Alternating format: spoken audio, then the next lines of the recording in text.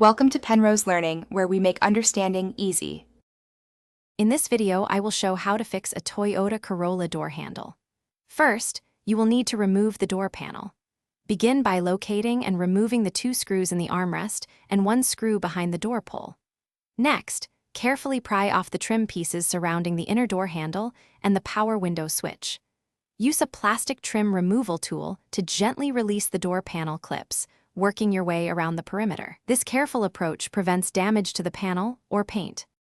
Once the door panel is loose, you will need to disconnect any electrical connectors, especially those for the power window switch.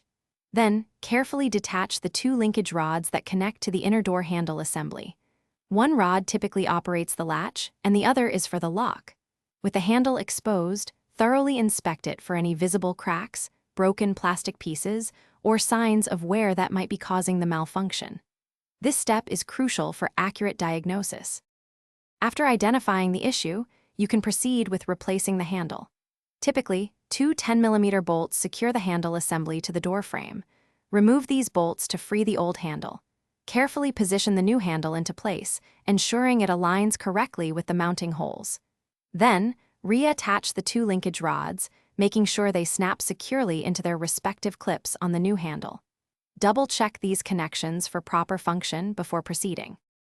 With the new handle installed and rods connected, it is time to reassemble the door. Carefully align the door panel clips with their corresponding holes and gently press the panel back into place.